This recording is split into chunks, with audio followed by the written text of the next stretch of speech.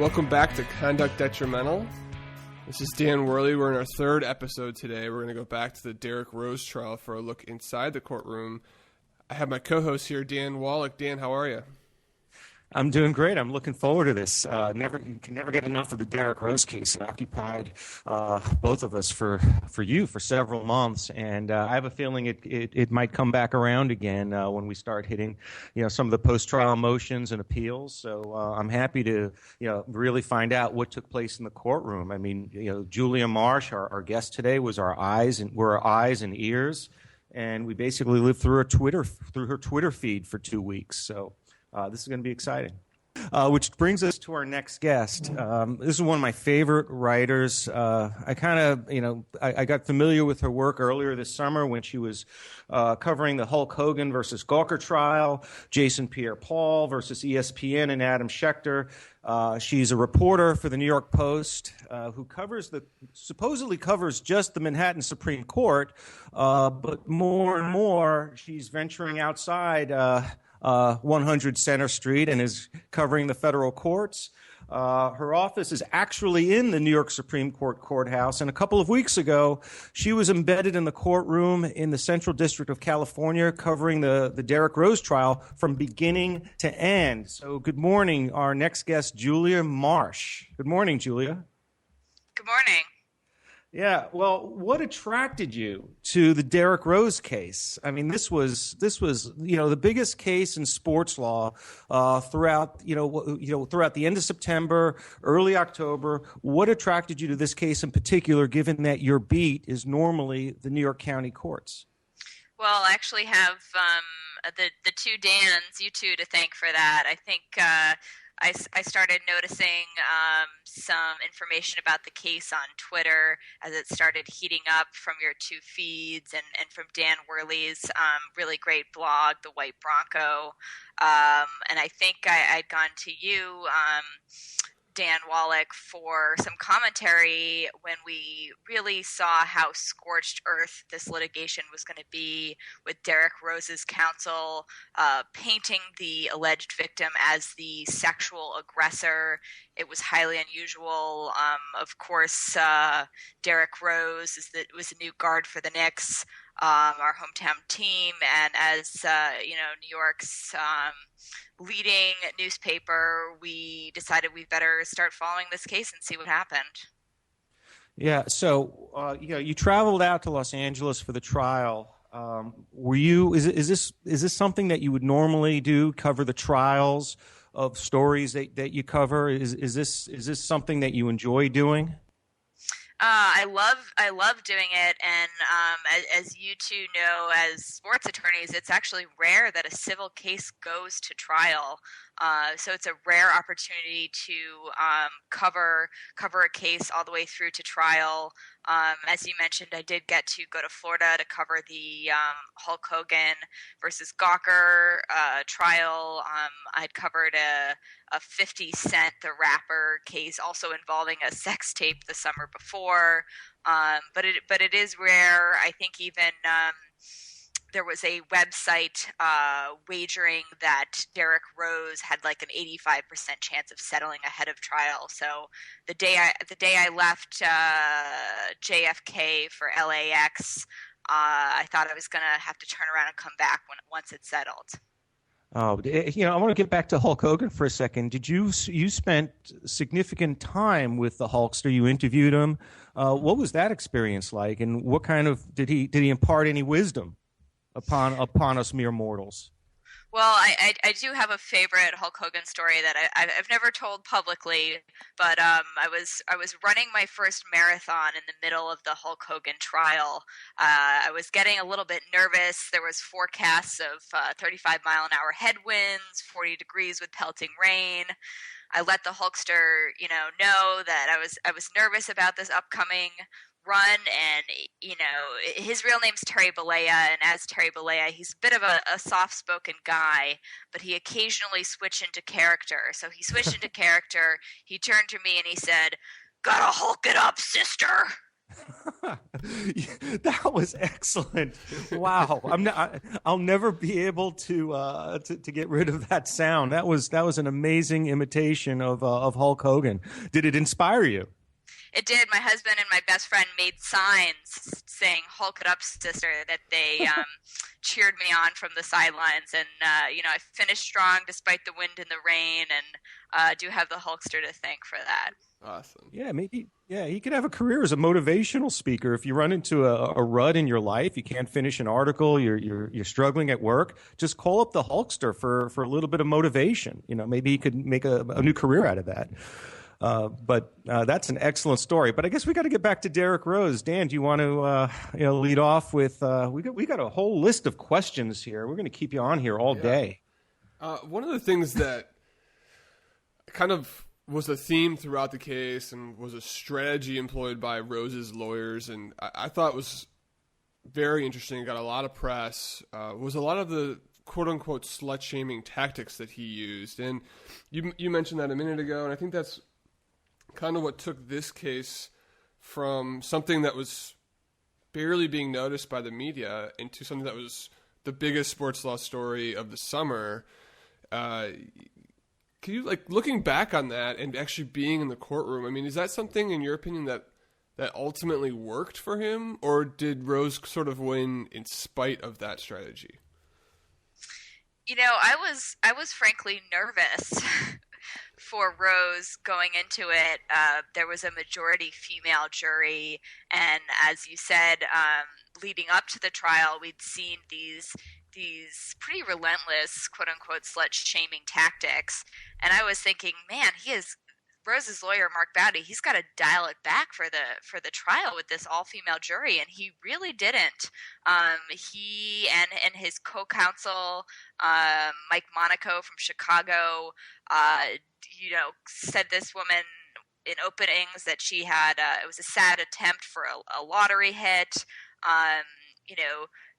put up texts, very sexually explicit texts between the two of them, going back to June, where she's talking about her, quote unquote pussy, and, basically said that this woman was there to serve as one thing and one thing only, a sex object to Derrick Rose. They were not boyfriend, girlfriend. They did not have a relationship. She was only there to give him sex, and therefore, what could this be but yet another consensual sexual encounter? And I spoke to a number of actually to all of the jurors immediately after the verdict, and not one of them mentioned it. I can't imagine that it wasn't a little bit off-putting for them. So I would imagine that he won in spite of that, but I don't have any concrete evidence of that.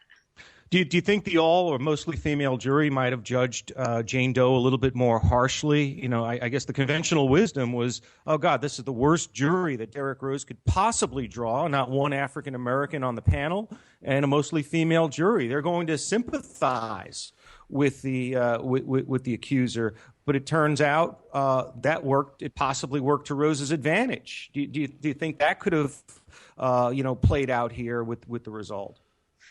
Well, it's funny. Actually, the female jurors did tell me that they sympathized with her. A number of them said that after Jane Doe testified the first time, they went home and cried. They shared her tears that she shed on the witness stand, and that they really did want to believe her, but the evidence just wasn't there. Were you surprised by the verdict? I was.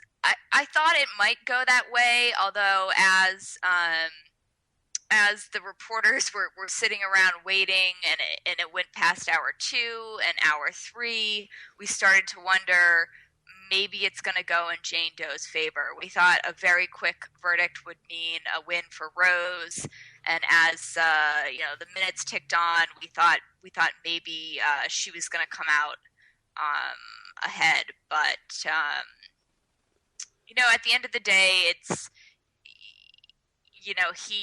I think Derrick Rose, a lot of people thought he would do terribly on the witness stand, given some of the admissions he made in a prior deposition, not understanding consent.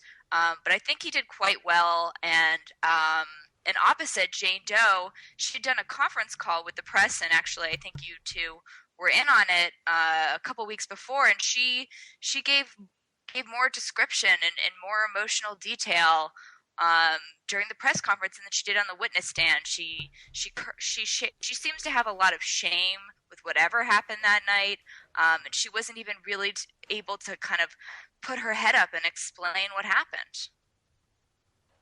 Yeah, it's surprising because going into the trial, as you mentioned, that Dan and I were on that call, and I was impressed by her. I thought that she, was well spoken. She seemed very quiet, but composed, and I thought that she would have made a pretty good witness. And as you mentioned, on the other hand, Rose, who I followed as a player, doesn't do particularly well in press conferences. Sorry, my dog's making a quick appearance here on the podcast. So we went to trial, this being a sort of a quote-unquote he said, she said case.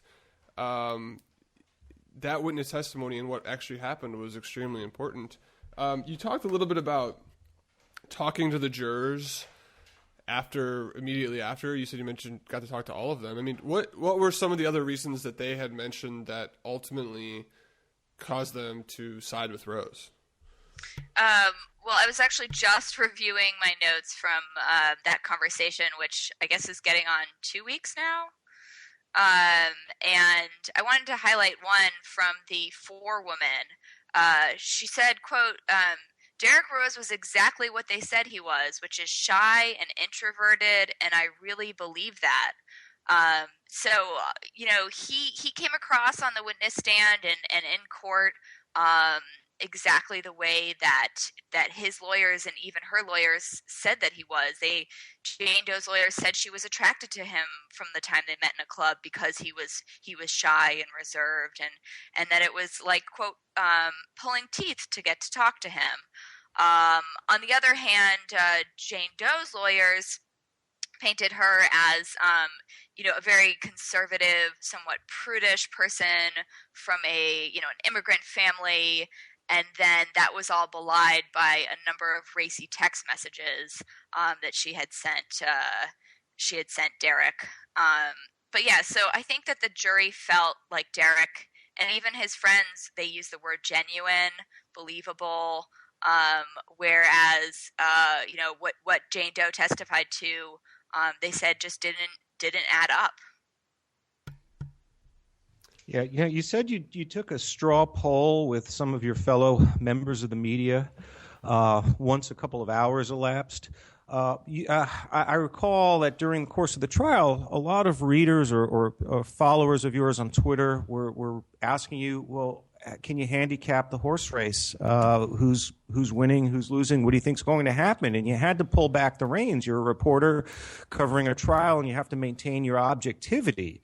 But as the trial is unfolding, did you get a sense that one side was doing much better than the other? And at what point did it become obvious that the tide had turned in Rose's favor, if that did become obvious? Yeah, I would point to the last Friday of trial. Jane Doe had a series, and this was right before actually Derek Rose put on his case.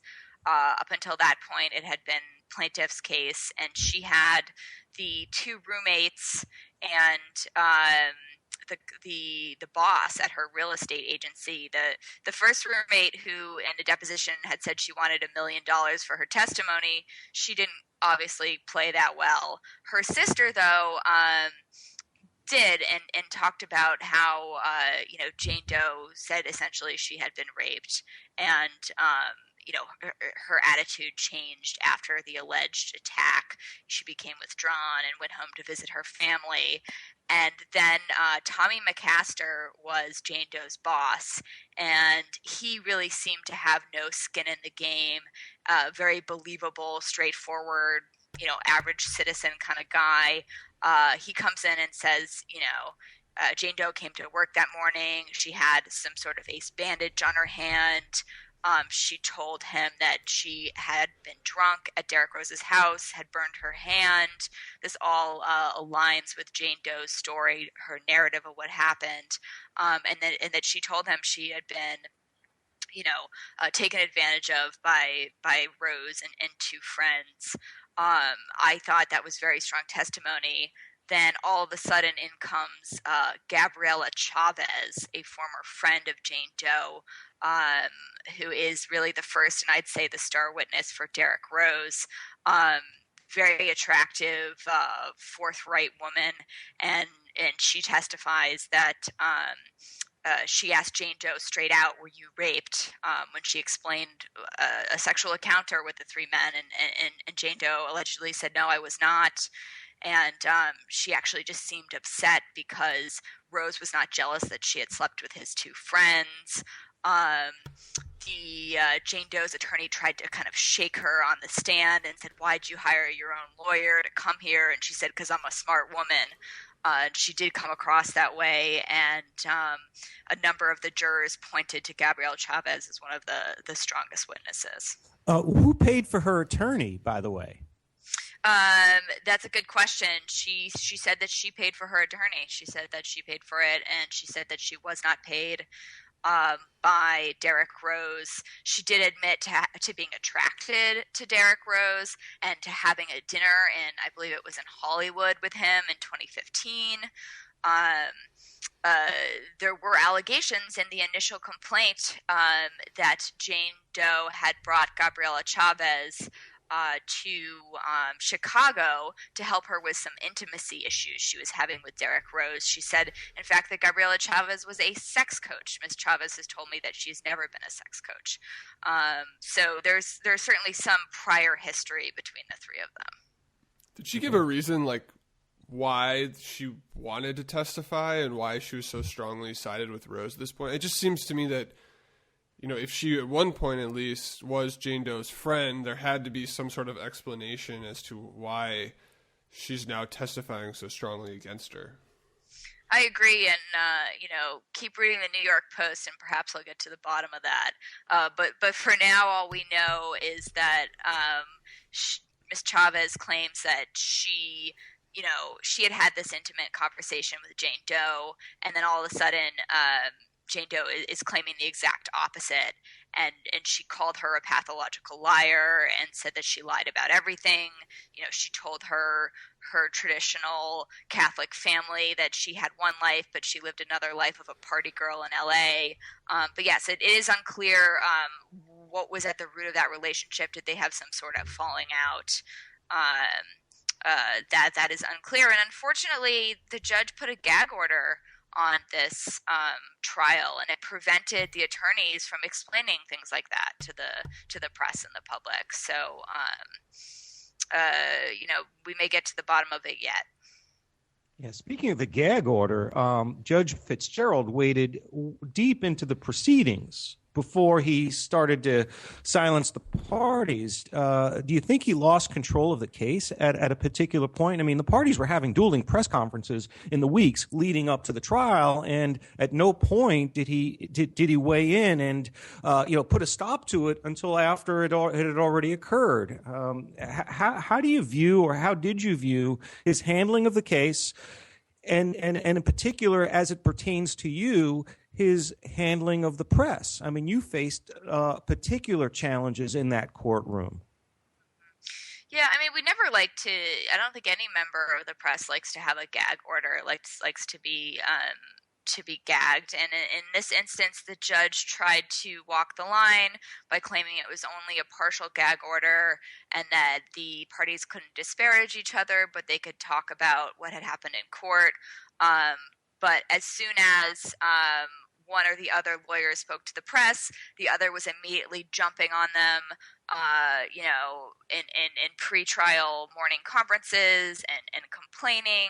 So it had the effect of a blanket gag order. And I think the judge was a little bit dishonest. For instance, he said that he was going to have Jane Doe use her real name during trial because he was afraid that it would prejudice Rose, and that if the jurors came in and saw this woman was being given some sort of shield, there was a presumed innocence. But he claimed that it was up to the press to do what the press wanted to do.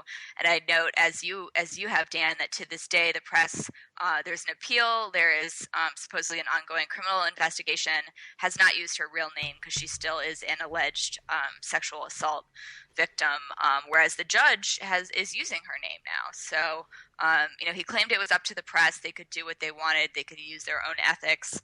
But then, as you referenced, we tried to get copies of exhibits, which are public records, and the judge blocked that. And what I heard, unsubstantiated, but what I heard is that he was afraid of pictures of Jane Doe getting out in the press. So on the one hand, he's protecting her. On the other hand, he's not. On the one hand, he claims the press, gets to operate under their own guidelines. On the other hand, he's trying to constrain them. Yeah, but the exhibits, most of the exhibits don't have photographs. He could have released, in stages, the various exhibits. Did that hamper the press's coverage of the trial, not to be able to see the exhibits that were being referenced during trial? Absolutely. As I said, and as you two have mentioned in the previous podcast, one of the only pieces of hard evidence were text messages between the parties, and these were repeated almost ad nauseum. And the press wants to make sure they get word for word exactly right what these exchanges are about. And, they're using slang. The parties had been drinking. So it was very difficult to do our jobs without access to the records to make sure we were getting everything correct. And as I've mentioned on Twitter, I went through about 8 yellow legal pads covering this case because we weren't allowed to use our laptops. And, I think my wrist has been sore ever since. Yeah, your handwriting isn't so bad, by the way. Oh, it's terrible.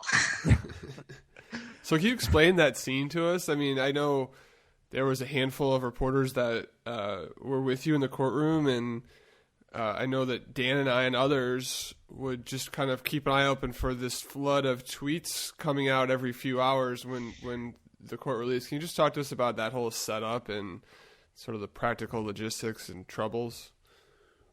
Yeah, so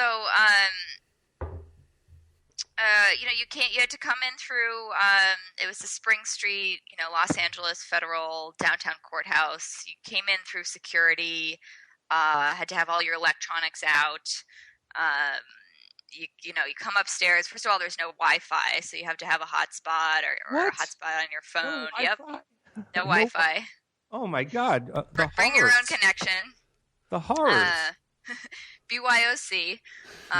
So, the press would kind of huddle out, get there early to get a seat, and before some pre-trial conferences, quickly log into their computer. Then they had U.S. Marshals standing at the door, checking to make sure that your phone was off. You had to press the button so they could see it was off, that your laptop was off, that your hotspot was powered down. And yeah, you put all your electronics away, get out your notebook, scribble the rapid fire testimony. A couple of, I think, the more seasoned journalists, LA Times, Daily News, myself, have had to do this on occasion. And what you do is you take notes on a big notepad. You try to highlight key parts, and then you keep a separate notebook going where you're kind of drafting, outlining your story, doing some key quotes from testimony. And then the other challenge is, obviously my first duty is to my news organization, and we want to get our story out quickly. So I first got to do a quick draft story on the breaking news to my desk, and then I turn to my Twitter followers and essentially, dump the notes that I've sketched out for my editors onto Twitter. And we had about 10 minutes to do that, and quickly eat a granola bar and run back in for the next tranche of testimony. So it was very intense. and a lot of pressure to keep both our news organizations and the reading public updated as much as possible. Well, you certainly delivered, because on some days of the trial, it seemed like you were the New York Post sports section. Not just one article, but you had like multiple articles. You'd see a Mark Berman article, a Joel Sherman baseball story, and Julia Marsh. I mean, you've been in the sports section, you've been in the news section, you've been in Page Six, you've been in entertainment, you've been in business. You were all over the place over the course of the last couple of weeks. I don't know how you did it, but you were both prolific in the Post and on Twitter. It seemed like you were live tweeting, even though you're telling us now that you had to compress everything into a tight window.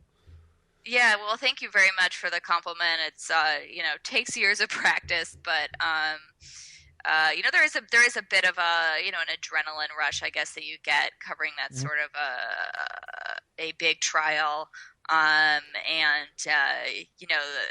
The press hates to be constrained, so if we can try to break those restraints in any way.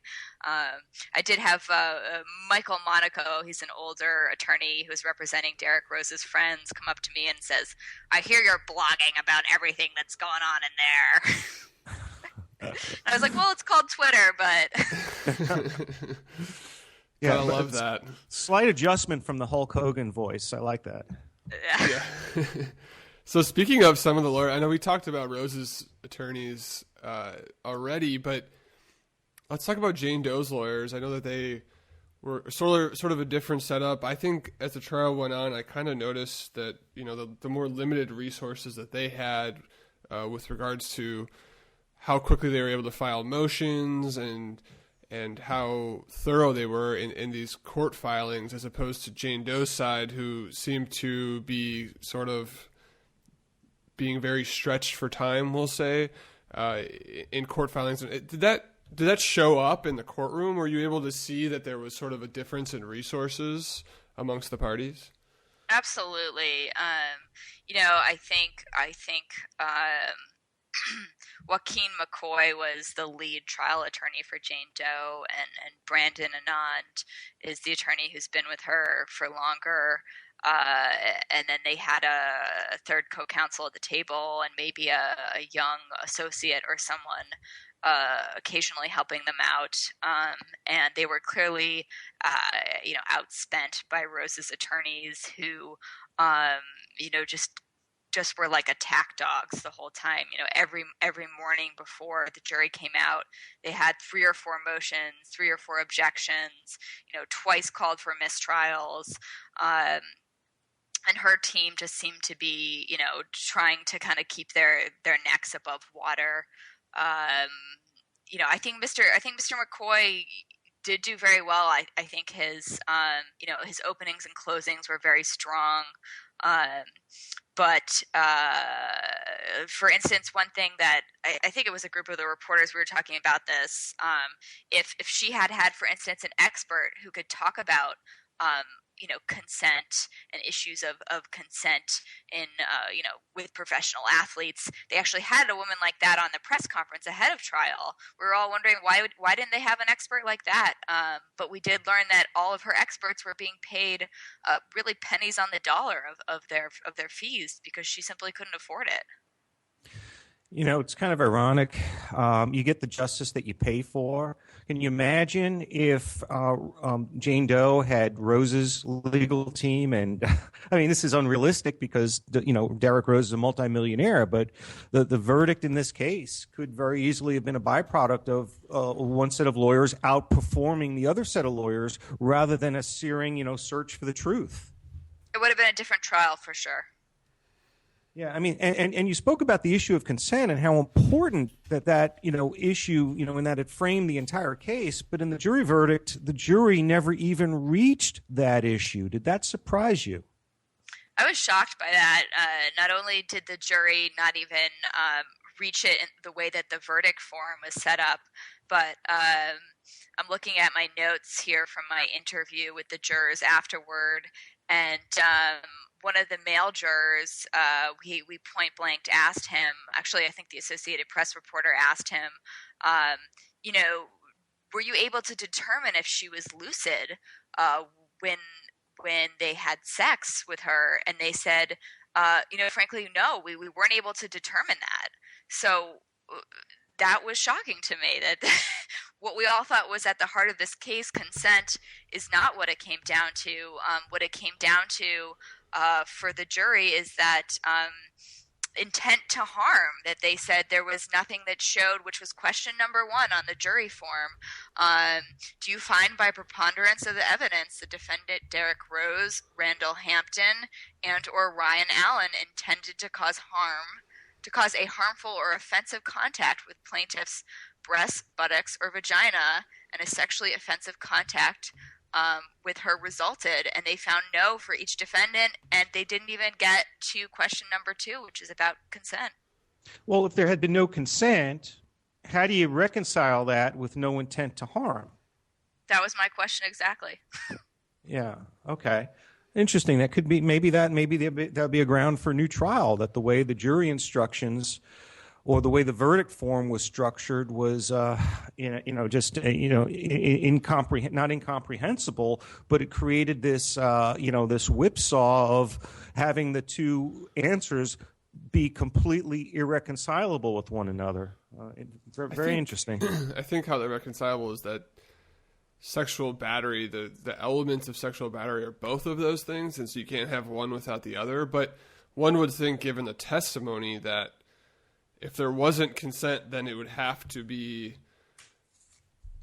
not offensive, or would have to be unoffensive contact, you would imagine. But I think that's how they were set up and how the jury read it. But that is a little bit alarming.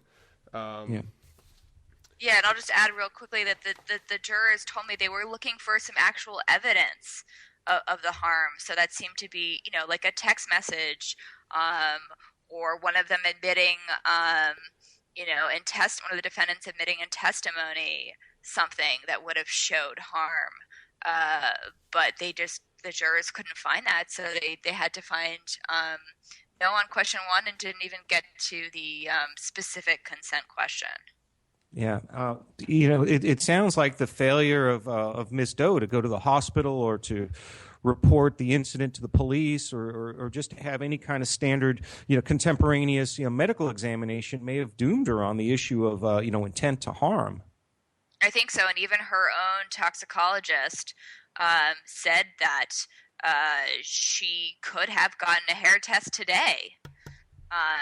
I don't really know scientifically how accurate that is, but Rose's lawyers jumped right on that and said,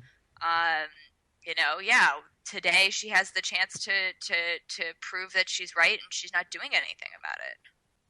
Let's talk about, we know that you picked up exponential number of followers on Twitter. Can you talk about kind of your experience live tweeting the case? And I know that Dan and I got, a lot of quote unquote Twitter trolls and a lot of Knicks fans. I mean, can you talk about?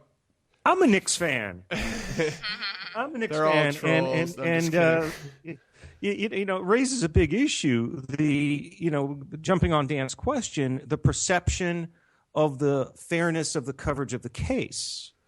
What kind of reaction were you getting? Well, I did get a lot of props, for keeping people informed, and a lot of people did say that, I was putting it all out there. That seemed to offend some people. I'm not sure what they think happens in a rape trial. I tried not, as you said, I think at one point, Dan, I tried not to be filtered because I think it was important for the public to hear what I was hearing, to hear what the jury was hearing, and that may be, graphic and offensive to some people, but it's what happens in cases of alleged rape and sexual assault. So I thought that was important, and I did get a lot of props from folks, but I also did see a lot of Twitter trolling, and it was very disheartening. One stuck with me post-trial. Someone said that he hoped that Jane Doe actually did get raped one day, and I found that incredibly, mean, crass, and just horrible that someone would think that. I wrote, a couple of weeks ago, you asked the two Dans to write a side-by-side column, handicapping how the first week of the case went. And I chose Doe's side and Dan chose Rose's side. Dan ended up being correct, but as a result of that column, I had a, succession of Knicks fans, throwing, I wouldn't say hate, but just accusing me of bias, accusing me of favoring the accuser, and every tweet that even gave any hint of a negative, possibility for Rose was met with accusations of bias. The lawyers in particular on the Rose side were furious with the media for how they covered the case. Can you talk a little bit about that? Sure. Yeah. I think from day one with jury selection, when there were out of 50 potential jurors in panel, there were 2 African Americans. Lawyers for Rose and his co-defendants were upset about that. Immediately were playing the race card and played it throughout. In his closing statements, Rose's attorney, Mark Bowdy, claimed that Doe's lawyer was trafficking in some of the worst racial stereotypes about young black men. Bowdy also said during jury selection, raise your hand if you think that young black men can get a fair shake in our justice system. So he really wanted to make this about race. I don't think it was at all about race. I think it was about a famous NBA star and an issue that has become incredibly topical with allegations against one of the major presidential candidates and other. You can't even say his name. Donald Trump. I think we all know who I'm talking about. And, I think, and I asked the jurors this, I said, what did you think about all the allegations of racial stereotyping? And the jurors said they didn't think it had anything to do with race. And they thought that was a distraction. So I think same thing with the sexual aggressor. I think that Rose won in spite of that. It was an allegation that was thrown out there against the press, but there was nothing really concrete to back it up. Yeah, I mean, after the trial, Mark Bowdy said a number of things about what he perceived to be the, biased, press coverage against the case, and against Derrick Rose, and I didn't see it that way. You and all the other reporters who were in the courtroom were just reporting what you observed every day. Why do you think Rose's lawyers were so hell-bent on going after the press? I found it to be a little shocking that they were trying a case in the courtroom, but they were also conducting a crusade outside of the courtroom. What was their motivation? I found it was very odd. The only thing I could think of, especially after the verdict, was the now infamous photos of Derrick Rose posing, smiling with the jurors, doing the selfies, which came after the judge cracking a joke about the Lakers and the Knicks. And I think that was widely criticized. That Bowdy was actually in the pictures with Rose and the jurors, and it seemed inappropriate. I think maybe he was trying to deflect from that. I think I don't know. It was very strange. It didn't really seem to make any sense to me, and I can't really get inside Mark Bowdy's head, so I'm not quite sure why he was so intent on playing that race card time and again. You talk about you mentioned earlier that no publication ended up really using her real name, and you talk about sort of what your thought process was for that, and then also was there like the first day of trial, all the reporters there, did you guys kind of like huddle up and come to a group decision about that, or was that just sort of a independent choice by each news outlet? No, it's an independent choice by each news outlet. Something that I discussed with my editors, and then my editors discussed with their higher ups,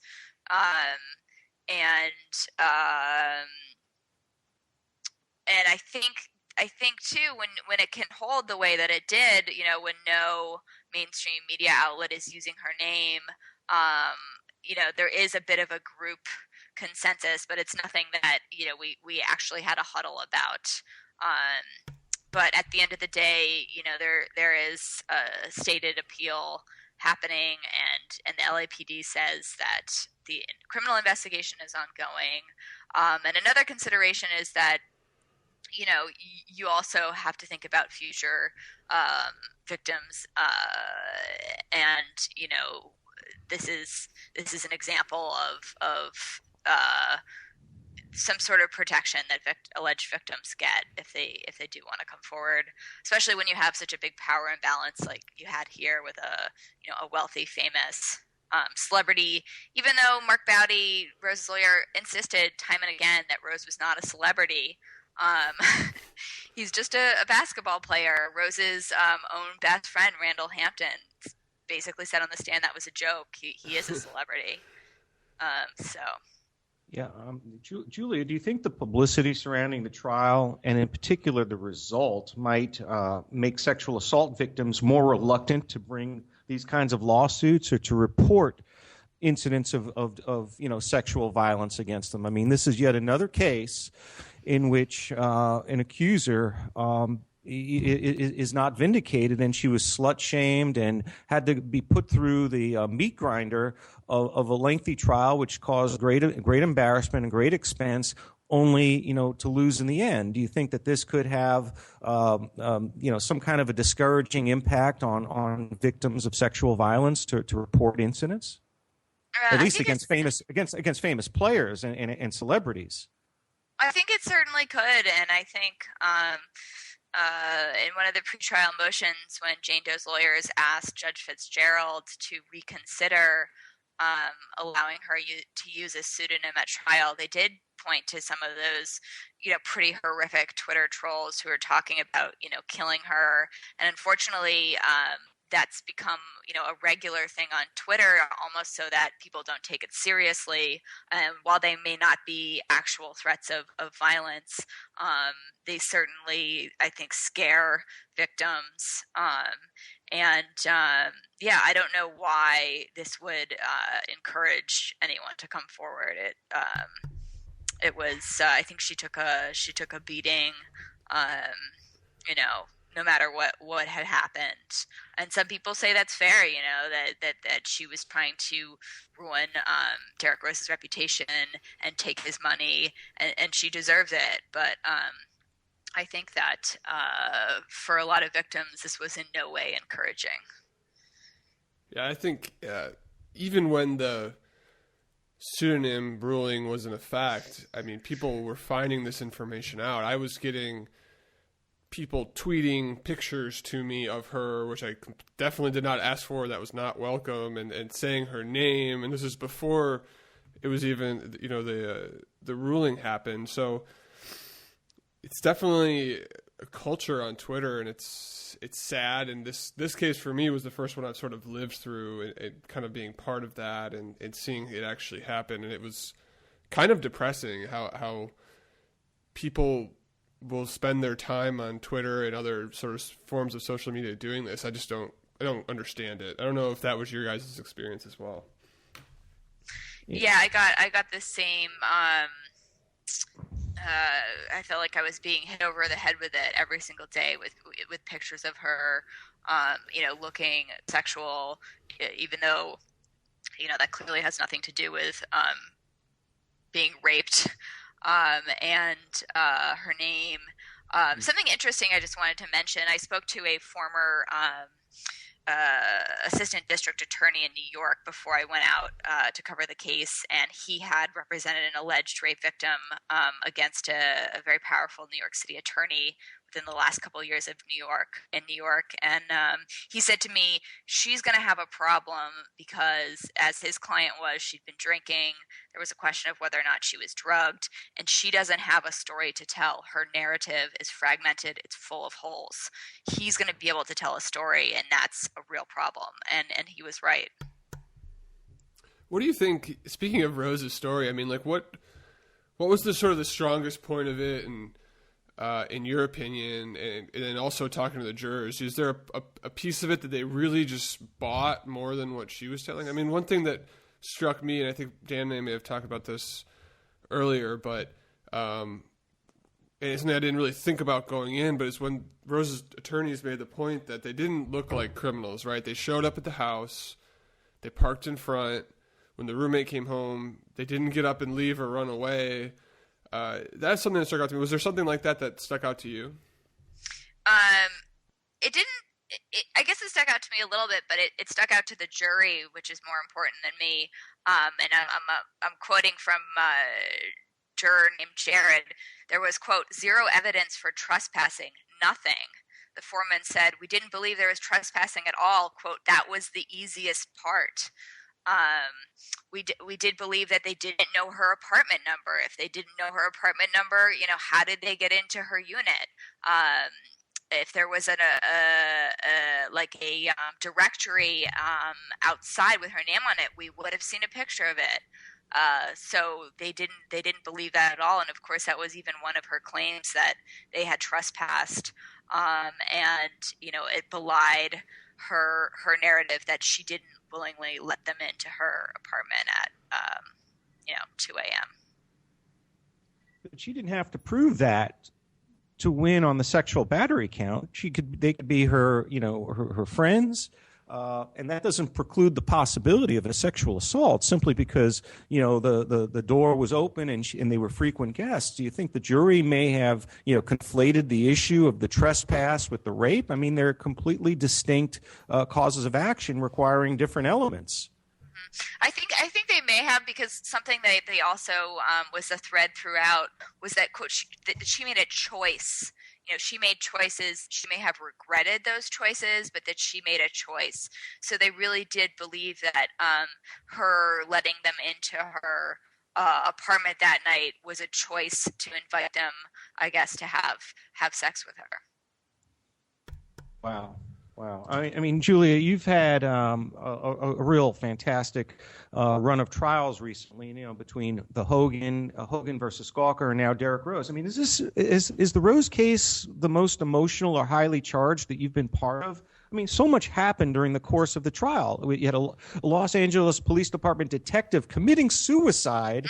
She was allegedly investigating, Derek Rose criminally. And then you had all the, emotionally charged testimony. Have you ever been part of a trial that had this level of, heat and emotion? No, it was wild. I mean, I heard Hulk Hogan testify on the witness stand about the size of Hulk Hogan's penis versus Terry Bollea, the man's penis. I thought that may have been the most shocking testimony I would hear until I went to LA for the Derek Rose trial. Yeah, and then you talk about Kobe style anal, which I've never heard that expression before. You are like so raw and unfiltered, nothing phases you. No, it does faze me. I think I'm a bit emotionally scarred from covering this trial, to be frank. But again, I think my duty is to tell the public what the jury who's making the decision is hearing, so they can understand to the best degree possible why they reached that conclusion. Luckily I work for a publication that doesn't believe in sugarcoating things. And I feel like that's important. We're going to give you the unvarnished truth of what happens in the courtroom. Can you describe the scene of when the people in the courtroom found out that the detective investigating the case was shot? And I don't know if there's been, I think it's a suspected suicide. I haven't heard where they've come to a conclusion of that. But it sounded like one of the more dramatic moments in a courtroom I've heard of in recent history.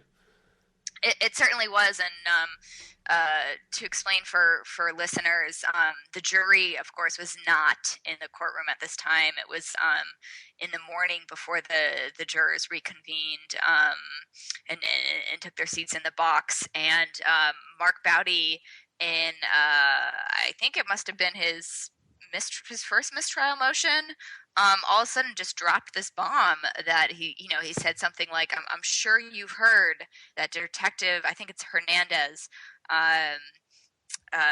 passed away last night. Is very sad. And then he goes on to say that she told him that there was no rape, and Jane Doe looked just blindsided by the information. She turned to her attorney, Joaquin McCoy, who also looked shocked. They clearly had no idea. The judge had no idea.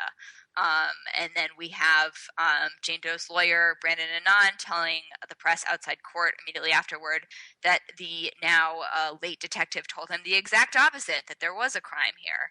So not only are we shocked by this news, but then you have two lawyers, arguing a dead woman's words. So it was just wild.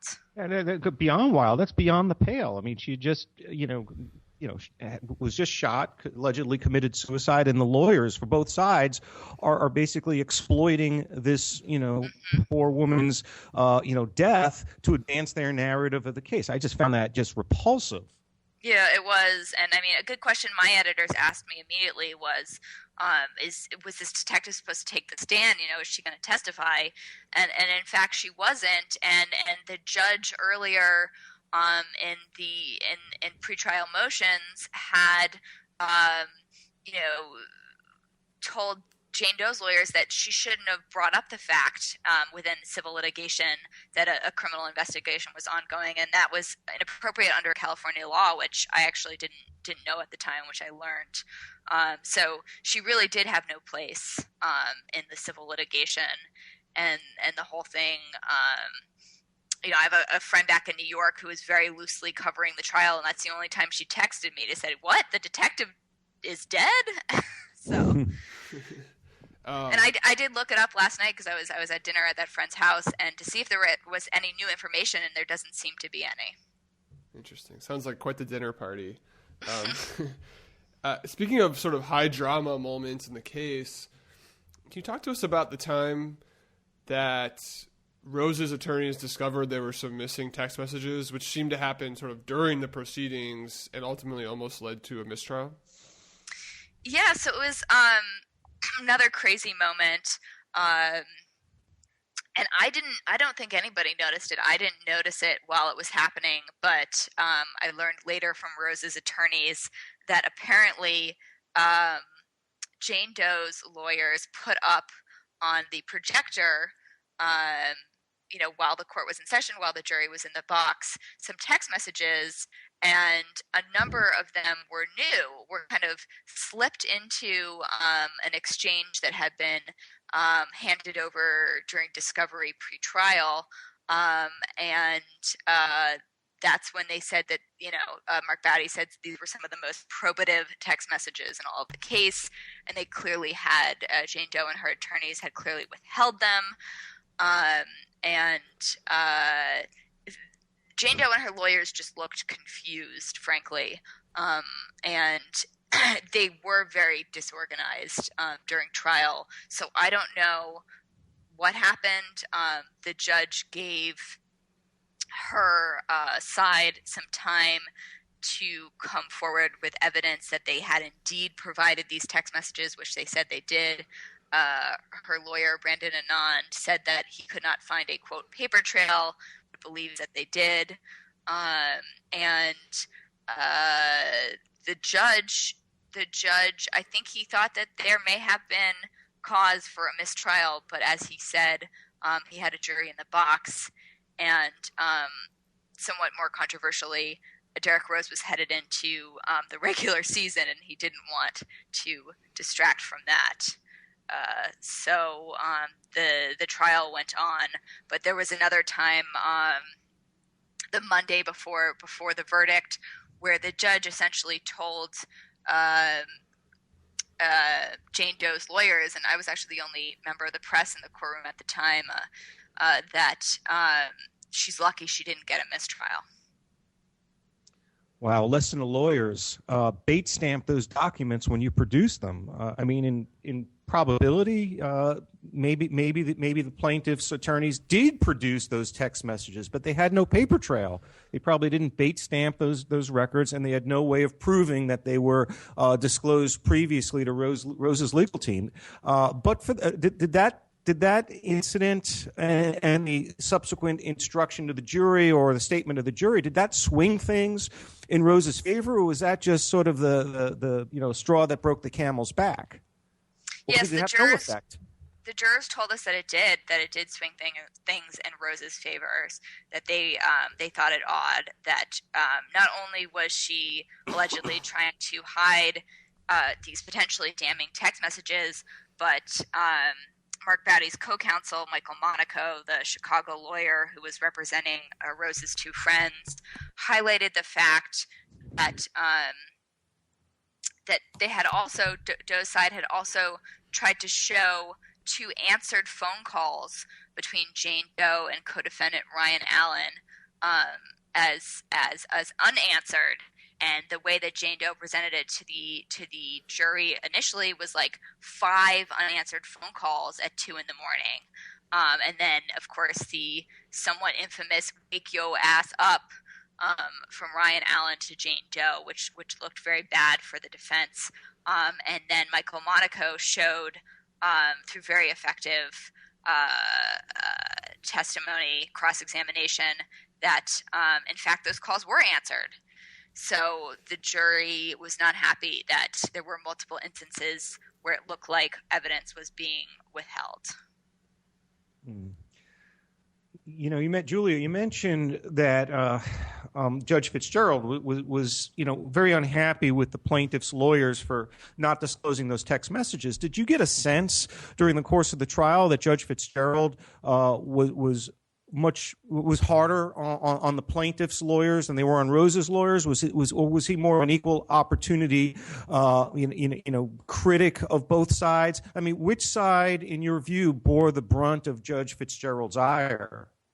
Well, Mark Bowdy got a lot of ire, actually.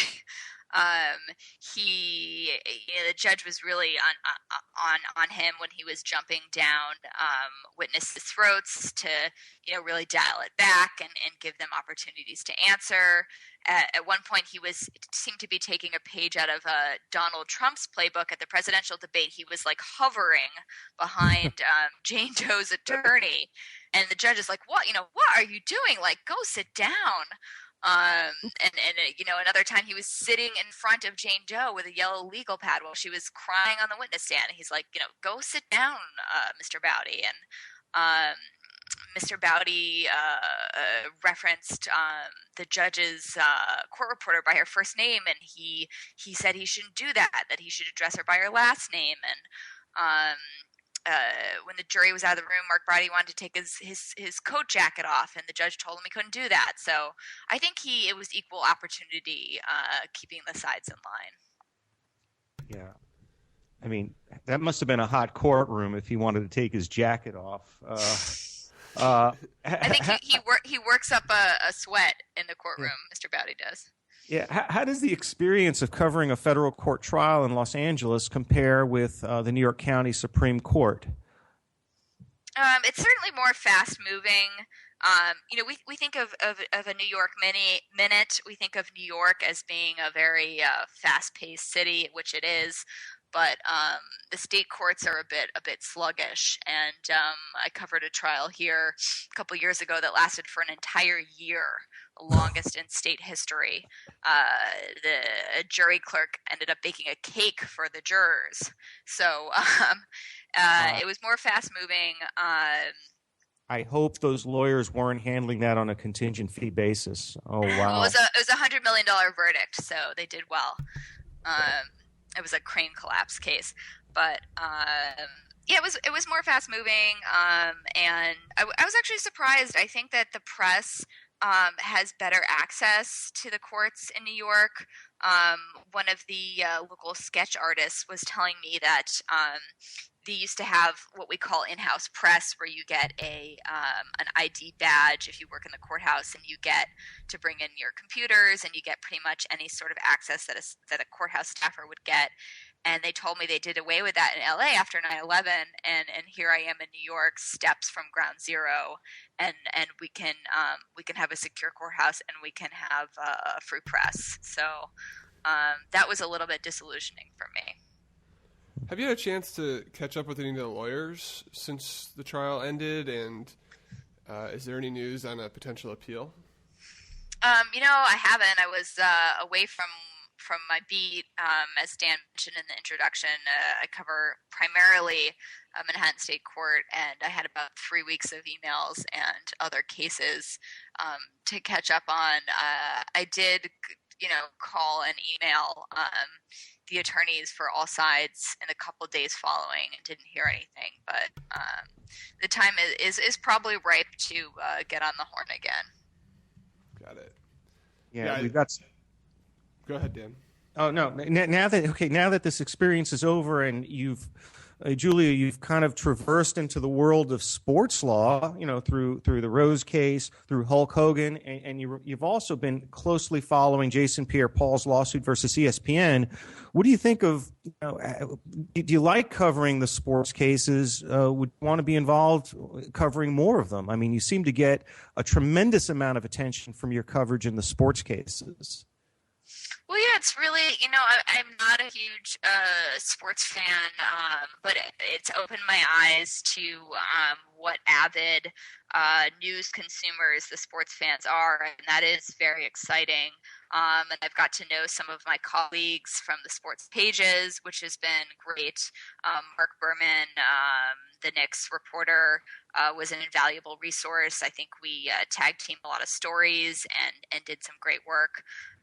So it's certainly exciting, although I still like covering other legal issues. I think the best reporters are generalists, so I love having dipping into the sports law realm, and I hope to return again soon. But I also like to cover a variety of legal issues. Do you have any upcoming stories that we should be following that might traverse into the world of sports law? I mean, what have you been working on, going forward for the next, week or two? Anything in sports? Anything in sports? Well, like you mentioned, the JPP case is ongoing. I don't think that'll be quite as riveting as Hulk Hogan or Derrick Rose. But, nothing yet. But the exciting part about this job is, you have bombs dropped on your desk every day, and you don't see it coming, and you get to jump right in and master the legal issues and explain to readers what's going on. And we live in New York City with some of the top sports teams in the country, so there is no shortage of drama. Yeah, well, selfishly, we hope that some of those bombs on your desk are sports cases, because you did just an amazing job of covering this trial, and we look forward to more. Are you going to have some more coverage? You kind of referenced it earlier. You might have a story or two more about this case coming out. Yes, I've been talking to one of the witnesses. Supposed to get a phone call from that person this afternoon or tomorrow. So awesome. Scoop. You guys, yeah, it could be a scoop. We'll see. So yes, and I plan to follow the appeal. Gotta get back on Pacer and see what's going on. So I felt like I had a nice little vacation from the intensity of the Rose trial, and I'll have to get back to it and see where we go from here. Yeah, well, hopefully you'll get a little bit more of a respite on the Rose case. I think there's another 2 weeks before the post-judgment motions have to be filed. I think November 12th is the deadline. So, okay. No need to check Pacer every single day. And for your sake, I hope the Jason Pierre-Paul case goes to trial, because that case is taking place in Miami, Florida, and hopefully you'll be able to see a different part of the country on the ocean if that does go to trial. But I suspect that case will settle. There's absolutely no logic in ESPN and Adam Schefter taking this case all the way to a jury verdict. They have way too much to lose. But nonetheless, I'd love to see that trial. That's what we said about Rose, right? Right. It's very true. Good point. Yeah. Well, thank you very, very much, Julia, for joining us today and for all your coverage. Maybe we'll have you on again soon, hopefully, for this case or another, depending on how things go. Yeah, she's a fantastic guest. I hope we can continue to intersect with each other on these cases and otherwise. You've been fantastic in your coverage of the Rose case and in the other cases we've talked about. And I would urge everyone out there to follow Julia on Twitter. Her Twitter handle is Julia K. Marsh. Thanks, guys, and I'm very excited about this new podcast project. I can't wait for the next episode to drop. Do we have a preview of what it might be about, or not yet? We make it up as we go along. Yeah, this is the end of our scheduling. We're gonna have Derek Rose next time. We do Derek Rose Part 3. And I'll tell the listeners that my husband works in podcasting, and it's very important that you subscribe and review Conduct Detrimental on iTunes so they can get on other people's radars. We have our guests doing our work for us. This is great. Thanks, Julia. Thank you guys so much.